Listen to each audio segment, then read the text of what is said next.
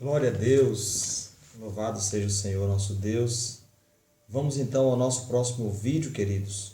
Vamos continuar na nossa pegada aí sobre líderes de excelência, nesse tema liderança cristã.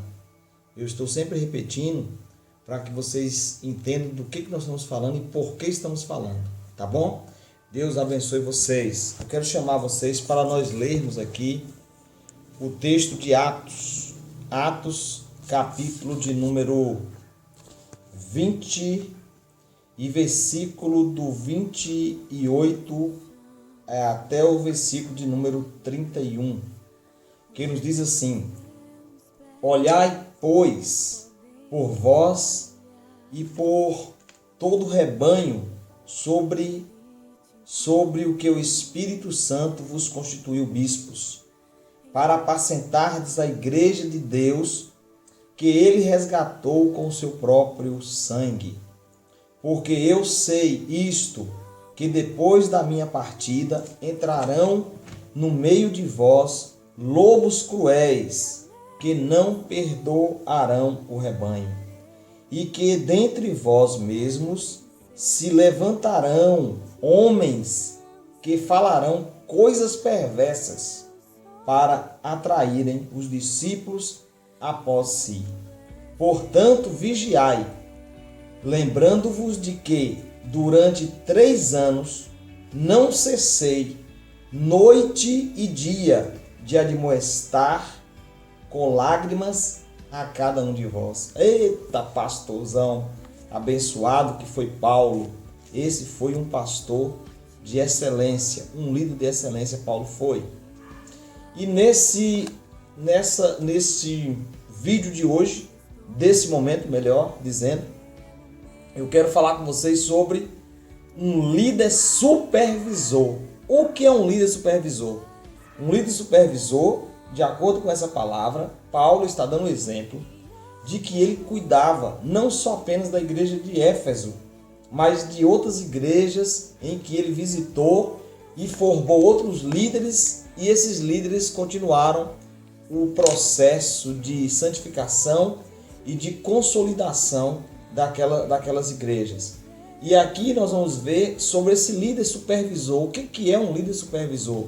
É aquele que está com aquela responsabilidade de supervisionar, a palavra mesmo já diz, de estar cuidando, vendo onde é que precisa melhorar, vendo o que ele pode fazer, o que ele pode produzir, qual é a visão, o que ele enxerga como o reino de Deus, como o evangelho de Cristo para aquele momento, junto com seus liderados, junto com os seus pastores, junto com seus obreiros, junto com as pessoas que são cooperadores da obra de Deus. Amém? Aí eu quero definir aqui, bem rápido, pastor e bispo. O que é pastor? Nós falamos no outro vídeo, que é o poimém.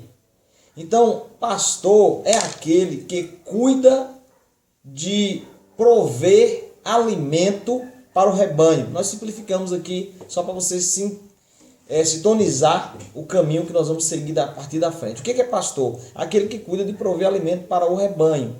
O que é bispo?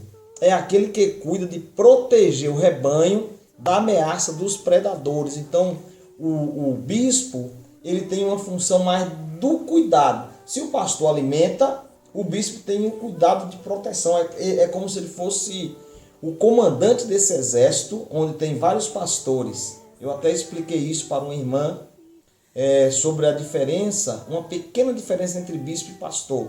Quando a gente chama pastor fulano, pode chamar também ele de bispo, se for o caso, se ele enquadrar com esse sentido de cuidado, de resolver, de estar ali sobre os demais, cuidando e fazendo as coisas acontecerem. Então o bispo é aquele que cuida de proteger o rebanho da ameaça dos predadores. Então quando você alimenta, você está sendo pastor. Quando você está protegendo, você está sendo bispo. Então isso caracteriza o que nós vamos falar sobre um líder supervisor.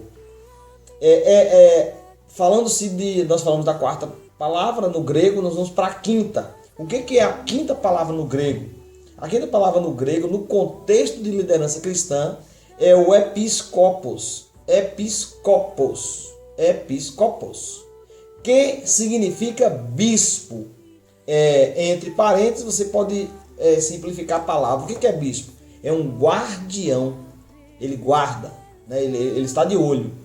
Ele é um curador, então ele vai estar apurando aquilo que é necessidade do rebanho. Ele vai colocar nas feridas quando ela estiver aberta. Ele vai consolar quem estiver com uma dificuldade, né? Estiver doente. Então esse é o papel desse bispo. Ele é o supervisor, que é o que nós já falamos anteriormente. Ele supervisiona, ele quer saber tudo. Eu costumo dizer que do pastor, às vezes o pastor, é difícil o pastor ser surpreendido, porque tudo o pastor tá junto, né? Se vai ter um evento lá de mulher lá na igreja, o pastor tá sabendo como é que vai ser. Se vai ter um negócio de jovem, o pastor também tá ali inteirado. Tudo. Então é o supervisor, ele sabe tudo.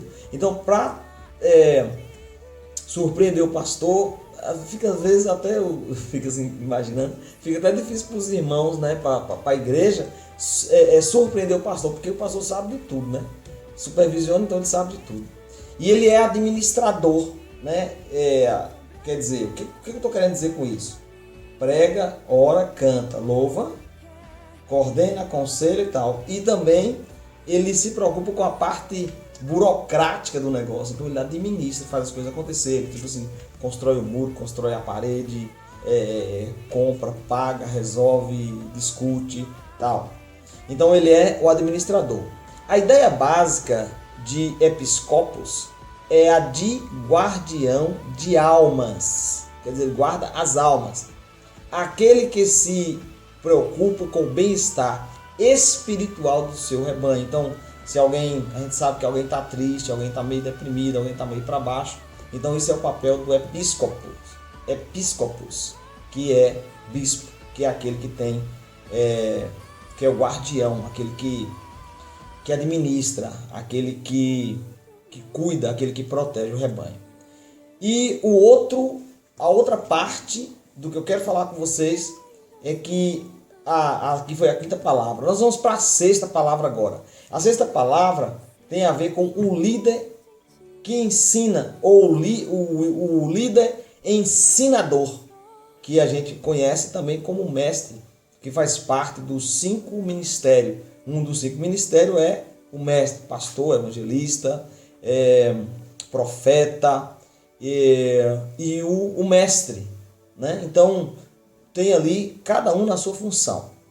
Então a sexta palavra, no contexto da liderança cristã, é o didascalos. Didascalos. O que é didascalos? Isso é o grego, né? Didascalos é grego. Então, vamos ver o significado.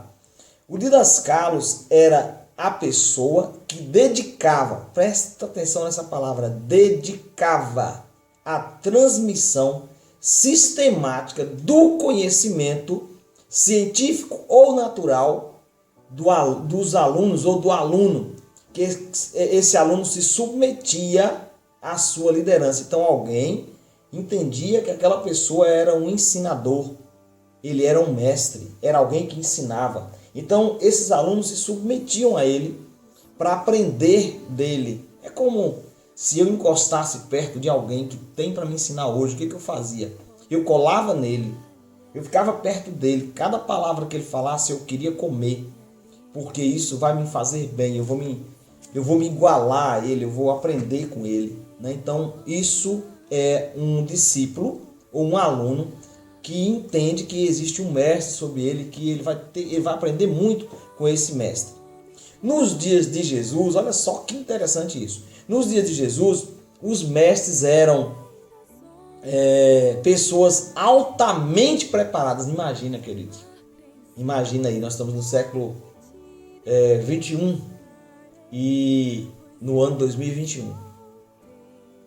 É triste saber que tem irmãos, tem crentes, tem pessoas que fazem parte do meio cristão, que não quer aprender, não quer ler Bíblia, não quer um mestre sobre ele, não quer alguém para ensinar ele. E isso é triste, porque há provas de que na época de Jesus existiam pessoas altamente capacitadas ou altamente preparadas e respeitadas na sociedade para ensinar os conceitos da vida. Então, ou conceitos da vida ou conceitos de vida. Então, já existia mestre naquela época. Antes, sempre houve alguém para ensinar. Sempre houve um líder, mestre para ensinar alguém. E na época de Jesus não foi diferente. Então, nós vamos ver que, por esse motivo, eram chamados de rabi. Então, quando você vê alguém na Bíblia, rabi, ele está falando assim, mestre. Vocês já viram isso? Tem uma tradução na Bíblia que Jesus vai ser chamado rabi. Em outra tradução vai dizendo mestre, porque recebia o nome de rabi quem era um ensinador, quem era mestre, quem era alguém com capacidade de passar conhecimento. E então essa palavra rabi é uma palavra trazida para nós no termo hebraico. Quando você está falando rabi, em hebraico você está dizendo mestre. Amém? Então, nós vamos ver que Jesus, mesmo ensinando ou ensinou a humildade e atitude de servir, mesmo ele, o que eu quero dizer é o seguinte, Jesus, mesmo tendo humildade e tendo a atitude de servir, ele aceitou para si o título de mestre e senhor. O que diz João 13:13? Diz assim, ó, vós me chamas, tem até uma música, né? Vós me chamas mestre e senhor, e dizes bem, porque eu sou. Então, Jesus mesmo na sua humildade, mesmo sendo um líder, servo, ou que veio para servir e não para ser servido, que muitos se enganam, muitos querem a liderança e acham que deve sentar e falar, traz aqui para mim, que eu sou o pastor e eu quero ser servido, me trata bem, tal. Não. O exemplo de Jesus não foi esse. O exemplo de Jesus foi se misturar no meio da multidão, no meio dos pobres, no meio dos pecadores. E aqui nós vamos ver o exemplo dele.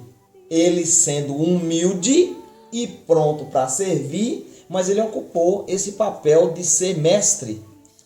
Pode ser mestre, ser humilde, ser servo e estar no meio dos pecadores e no meio dos pobres? Pode sim. Por quê? Ser mestre não significa ser pomposo, arrogante e orgulhoso. Ser mestre é ser o mais humilde possível, porque é aí que a sabedoria vai sair. Quando você desce e quando você se torna humilde, você se torna sábio, inteligente, capacitado, cheio de conhecimento para abençoar e para cuidar de pessoas. Deus abençoe sua vida, sua casa, sua família e seja esse líder de êxito. Beijo no seu coração, que Deus te abençoe em Cristo Jesus.